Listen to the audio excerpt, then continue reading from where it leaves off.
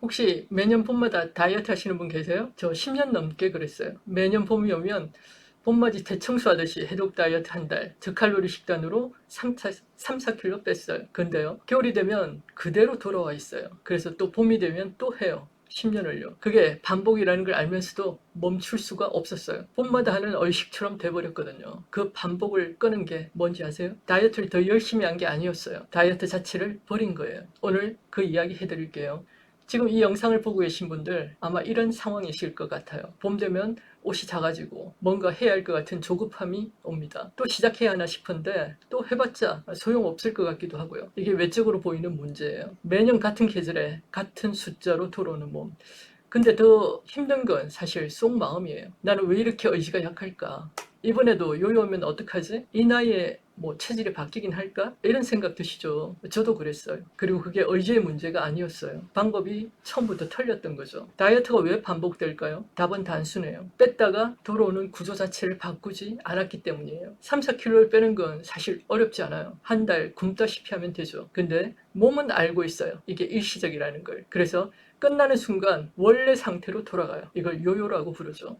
사실 근데 이건 요요가 아니에요. 몸이 정상으로 복귀하는 거죠. 몸 입장에선 잠깐 굶겼다가 다시 먹이니까 당연히 돌아오는 거죠. 그러니까 문제는 의지가 아니에요. 매년 봄마다 해독을 더 독하게 한다고 해결되지 않아요. 몸이 요요 없이 유지되려면 몸의 시스템 자체를 바꿔야 해요. 저는 그걸 근감소증 진단을 받고 나서야 알았어요. 지난 편에서 말씀드렸는데요. 병원에서 저 인바디 찍었는데 마른 비만이었어요.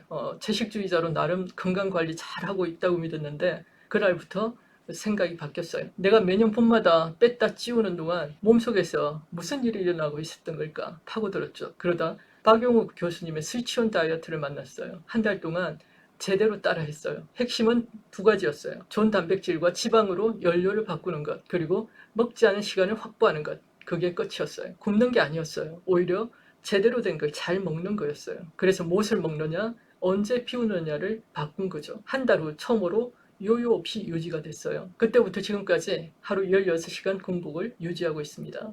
매년 봄마다 하던 해독 다이어트 그 이후로 안 해요. 이제 다이어트 안 하는 사람이 됐어요. 요요 없는 몸이 되려면 딱 세 가지예요. 첫 번째, 다이어트 식단을 버려요. 원푸드, 칼로리 제한, 이건 몸을 잠깐 쏘기는 거예요. 대신 좋은 단백질과 좋은 지방으로 몸을 채워줘요. 달걀, 생선, 고기, 아보카도, 올리브오일 이런 게 들어오기 시작하면 신기하게 당이 줄어들어요. 몸이 더 좋은 연료를 찾으면 나쁜 연료를 덜 찾게 돼 있거든요. 두 번째, 먹지 않는 시간을 만들어요. 16시간 공복을 거창하게 생각하지만 사실 별게 아니에요. 저녁 7시에 먹고 다음날 오전 11시에 먹으면 돼요. 자는 시간 포함했어요. 이 시간 동안 몸은 소화가 아니라 회복과 지방 연소에 집중해요. 하지만 처음에는 힘들 수 있으니까 12시간부터 시작해봐요. 셋째, 또를 기준을 가지고 있어야 해요. 대부분은 다이어트를 결심하고 한번 검기식을 먹고 나면 다이어트 자체를 포기해버리죠. 근데 완벽하게 지킬 필요가 없어요. 약속이 있으면 먹고 여행 가면